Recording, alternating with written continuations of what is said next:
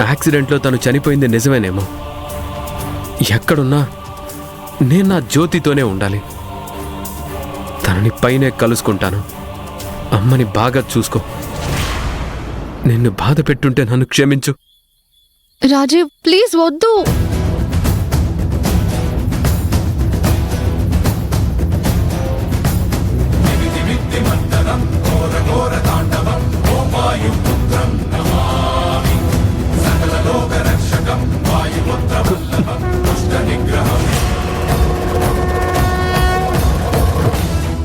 నా చెయ్యొద్దులు. నన్ను ఆపడానికి ప్రయత్నం చేయొద్దు. జ్యోతి లేని నా జీవితం వృధా. వదులు. తను నాకు తోడుగా లేకపోతే ప్రతి క్షణం నరకం అనుభవిస్తూ నేను బ్రతకలేను. నన్ను చావనివ్వు. వదులు.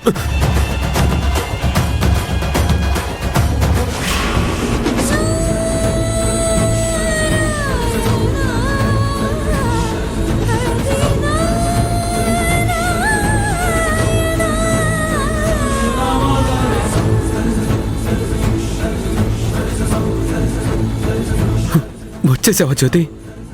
నా కోసం వచ్చేసావా? థ్యాంక్ యూ జ్యోతి. నేనంటే నీకెంత ఇష్టమో నాకు తెలుసు. నువ్వు లేకుండా నేను ఉండలేను జ్యోతి. నీ ప్రేమ లేకుండా నేను బ్రతకలేను.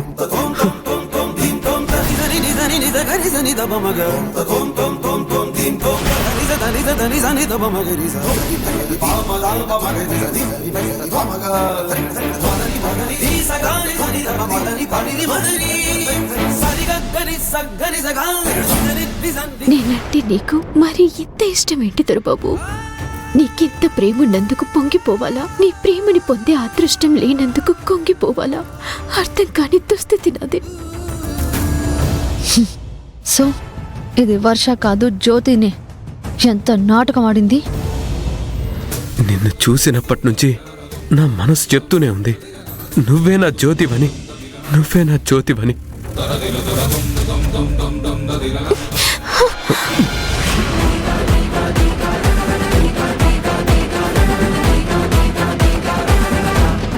ఏమైంది జ్యోతి? నేను జ్యోతిని కాదు వర్షని అని మీకు ఎన్నిసార్లు చెప్పాలి? ఎందుకు నన్ను ఇలా టార్చర్ చేస్తున్నారు? అబద్ధం చెప్పకు. నువ్వు నా జ్యోతివే. అందుకే నా కోసం వచ్చావు. నా ప్రాణాలు కాపాడావు. ఇక ముసుగు తీసే. నువ్వు ఖచ్చితంగా నా జ్యోతివే. ఇంకొకసారి నన్ను జ్యోతి అన్నారంటే మీరు కాదు నేనే దూకి చచ్చిపోతాను. అదిగా జ్యోతి. మళ్ళీ అదే మాట. Last and final. ఇంకోసారి జ్యోతి అంటే ఈ లోయలో నా శవం కూడా దొరకదు.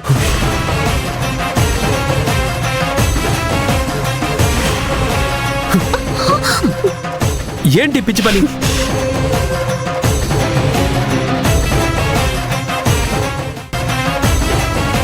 అసలు ఇక్కడ ఏం జరుగుతుంది? ఇదేంటి ఎక్స్పెక్ట్ చేయని విధంగా ట్విస్ట్ వచ్చింది? నానా, నానా, నానా నిన్నే, నానా నిన్నే. లేనా? జాగ్రత్త నాన్న, పడతావు. ఒరే సుందరం, నువ్వేంటి మా ఇంట్లో ఉన్నావు? నానా, నేను సుందరాని కాదు, రామరాజుని. ఓ మై సన్ రామరాజ్, నువ్వు నిజంగా రాజువేరా? నానా, మీ అమ్మందు చూడు, ఓ రాక్షసి, బ్రహ్మ రాక్షసి. నానా, నానా, నానా. రే స్టడీ స్టడీ. నానా, మీ నాన్న గట్టోడ్రా. నానా, అసలే చలిగా ఉంది. లోపలికి రాకుండా ఇక్కడే పడుకున్నావేంటి? చలి నన్నేం చేస్తుందిరా?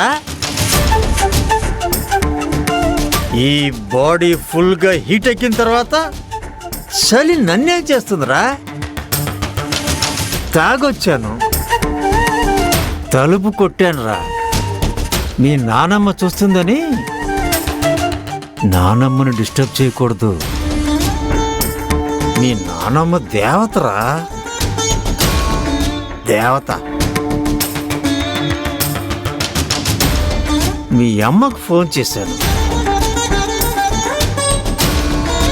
బ్రహ్మరాక్షసి ఫోన్ తీయలేదు. తీయలేదు. ఎందుకు తీస్తుంది? అందుకే ఇక్కడ పడుకున్నాను. అమ్మ ఫోన్ తీయకపోతే నాకైనా చేసి ఉండొచ్చు కదా నాన్న. నువ్విలా తాగి ఆరోగ్యం పాడు చేసుకున్నది సరిపోదా? ఇంకా నువ్విలా చల్లో పడుకున్నావు. జలుబు దగ్గులాంటివి తెచ్చిపెట్టుకుంటావా ఏంటి? నా బంగారు తండ్రి, నేనంటే నీకెంత ప్రేమరా. నాన్న తలుపు తీసే ఉంది, వెళ్ళి లోపల పడుకో. నువ్వు ఇంకోసారి ఇలా చెయ్యొద్దు. సరేరా. రా నాన్న.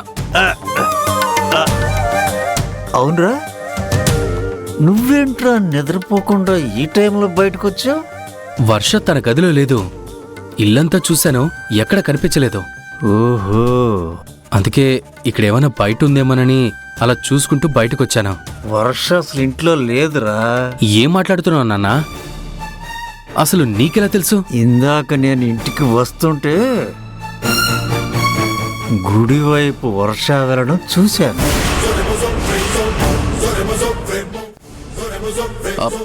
నాన్నా, నువ్వు అసలే తాగున్నావు. నువ్వు నిజంగానే చూసావా? అటు వెళ్తుంది వర్షానేనా?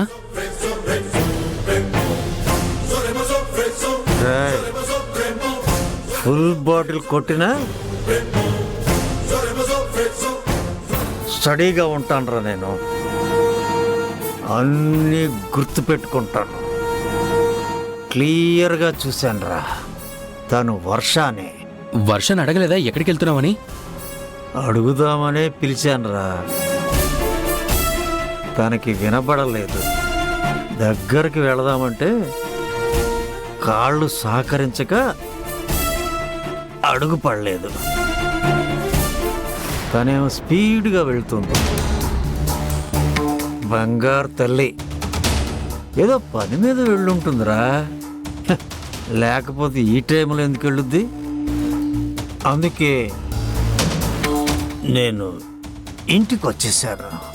సరే నాన్న, నువ్వు వెళ్ళి జాగ్రత్తగా పడుకో. నువ్వు వెళ్ళు, వెళ్ళి పడుకో, చిన్నగా వెళ్ళు.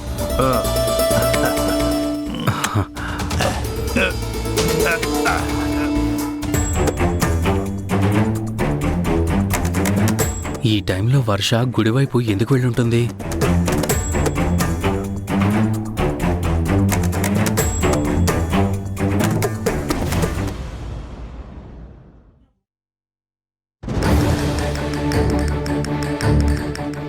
జ్యోతి లేదని మీరు దూకాలనుకోవటం మంచి పని. నేను జ్యోతిని కాదు మొర్రో వర్షిని అంటున్నా వినకుండా నా వెంట పడి విసిగిస్తుంటే మీ టార్చర్ తట్టుకోలేక నేను చావాలనుకోవటం పిచ్చి పని. అంతేనా? నా వల్ల ఒకరు ఇబ్బంది పడితేనే నేను తట్టుకోలేను. అలాంటిది ఒక ప్రాణం పోతుందంటే నేనెలా తట్టుకోగలను?